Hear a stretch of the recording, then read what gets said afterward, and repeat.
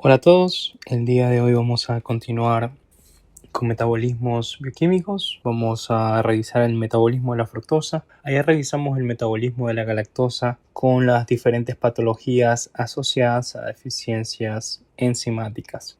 El día de hoy, en el metabolismo de la fructosa, lo primero que tenemos que recordar sobre este metabolismo son los productos finales.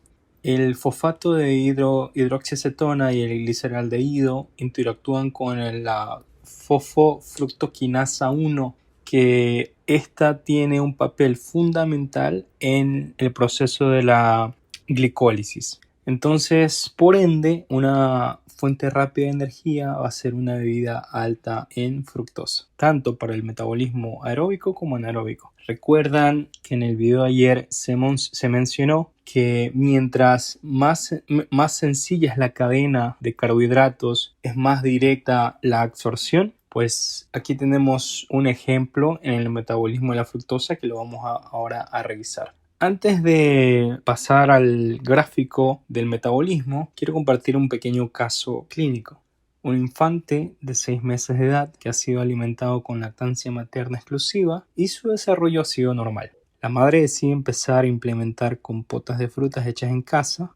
En un par de semanas el infante se encuentra letárgico, con una coloración de la piel amarilla, con vómitos y diarreas frecuentes. La madre pensó que era una intoxicación alimentaria y lo llevó a la clínica para que lo revisen. Uno de los hallazgos en los laboratorios fue glucosa en orina, pero en la oficina la tirilla reactiva no salió positiva para glucosa. ¿Por qué ocurrirá esto? Y bueno, ahora vamos a revisar todo lo que es el metabolismo de la fructosa. Si recuerdan, ayer mencionamos que la fructosa es un monosacárido. Entonces se puede absorber de una forma más sencilla o de un paso directo. De las frutas y por ejemplo de la miel se puede obtener fructosa directamente a nivel del intestino. Pero si lo que consumimos es sucrosa o la sacarosa, necesitas una enzima a nivel intestinal, que es la sucrasa, para que desdoble la sucrosa en glucosa y en fructosa. La fructosa pasa directamente a la sangre.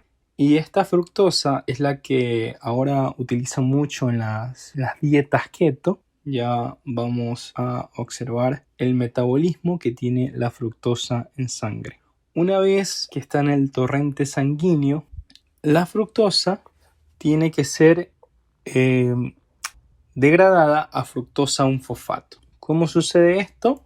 Mediante una enzima que es la fructoquinasa. Si tenemos una deficiencia en la fructoquinasa, no voy a poder convertir fructosa a fructosa 1-fosfato. Y si recuerdan el video de ayer, esto ocurre por medio de moléculas de ATP. Una molécula de ATP viene y fosforila mi fructoquinasa, es decir, la activa, dejando libre una molécula de adenosindifosfato, ADP, pero me ayuda en la transformación de fructosa a fructosa 1-fosfato. Si tengo una deficiencia en esta enzima, hay que recordar que esta deficiencia es benigna. ¿Por qué? Si comparamos con el metabolismo de la galactosa ayer, que en la galactosemia no clásica, toda la galactosa se acumulaba en los lentes del ojo y causaba catarata por medio de una enzima, que es la enzima aldosa reductasa. En este caso, la fructosa se empieza a acumular, pero los otros tejidos del cuerpo, como el músculo, por ejemplo, utilizan una enzima que es la hexoquinasa y poco a poco van a convertir a esta fructosa en glucosa y en energía. Lo vamos a revisar en el siguiente video. Entonces, la fructosuria esencial es benigna. Va a ser un hallazgo en el laboratorio, pero no causa lesiones irreversibles en los órganos o en los sistemas del cuerpo. Una vez que tengo la fructosa 1-fosfato, esta va a tener que convertirse de nuevo mediante una enzima que es la aldolasa B. La aldolasa B me transforma mis moléculas de fructosa 1-fosfato en gliceraldehído y en fosfato de hidroxiacetona. Entonces, estos dos compuestos, como les mencionaba al inicio, van a interactuar en el metabolismo de la glicólisis y a su vez también en la glicogénesis y en la gluconeogénesis. Eso en un paciente normal. ¿Qué pasa si yo tengo un déficit de aldolasa B? Tanto el hígado como el riñón una parte, pero principalmente el hígado, ayuda en la transformación o en esta fosforilación para transformar la fructosa a un fosfato en dihidroxiacetato y en gliceraldehído. Pero si hay un paciente con déficit de esta enzima, todas estas moléculas de fructosa, un fosfato, se van a empezar a acumular en ambos órganos, tanto en el hígado como en los riñones. Como les mencionaba, tenemos en esta cascada metabólica dos enzimas que pueden afectar o que pueden dar patologías. El déficit de fructoquinasa, que les mencionaba que es benigna, solo hay una fructosuria esencial, es decir, que en el examen de orina se va a encontrar positivo para glucosa en orina, pero el paciente no va a ser diabético, entonces esta puede ser una de las causas. En cambio, la aldolasa B es un déficit enzimático severo. ¿Por qué? La aldolasa B, como les mencionaba, se empieza a acumular en esos dos órganos y por ende va a haber daño hepático, hiperbilirrubinemia. Como no estoy contribuyendo a la glicólisis, glicogénesis y gluconeogénesis, voy a tener hipoglicemia. La fructosa, un fosfato, inhibe la transformación de glucógeno en glucosa. Entonces, a mayor fructosa, un fosfato, mayor transformación a glucosa. Entonces, para tener energía, voy a tener que utilizar la vía anaerobia y por ende voy a tener hipoglicemia o tendencia a hipoglicemia y acidosis láctica.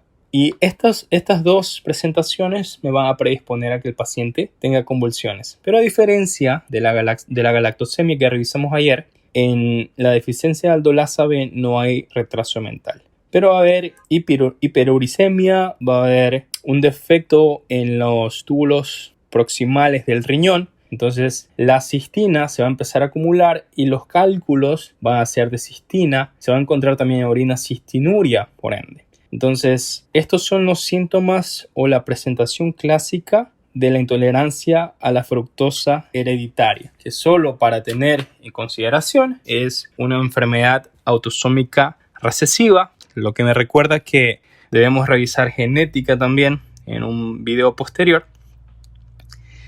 Pero yendo al caso que revisamos, al caso clínico anterior de un niño que empezaba a consumir frutas a los 6 meses de edad y que empieza con estos síntomas de letargia, vómitos, ictericia. Entonces todo eso me está indicando que lo más probable es que este niño tenga una intolerancia a la fructosa hereditaria. Entonces, ¿cuál sería el tratamiento en este caso? Evitar la fructosa. El problema actual es que una exclusión completa de la sacarosa o de la fructosa es muy difícil porque muchos de los ingredientes y muchos de los endulzantes que tenemos ahora a mano están a base de estos carbohidratos. Entonces podría ser que a futuro el paciente consuma fructosa o sucrosa sin saberlo y empieza a tener síntomas. A veces son síntomas leves, puede presentarse como una lesión renal aguda y pueda presentar solo cálculos renales de cistina durante muchos años de su vida y la causa sea esta, que el paciente tenga una intolerancia a la fructosa y esté utilizando compuestos que contengan fructosa o sucrosa en los mismos. Este es el resumen del metabolismo de la fructosa del día de hoy.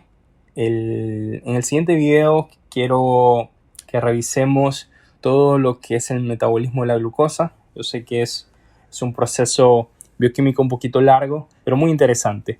Entonces, eso es todo por el día de hoy. Nos vemos en el próximo video. No se olviden de suscribirse y si tienen algún comentario o algún tema que quieran revisar o preguntas sobre la certificación de títulos de médicos en Estados Unidos, pues lo dejan y lo revisamos después. Nos vemos pronto.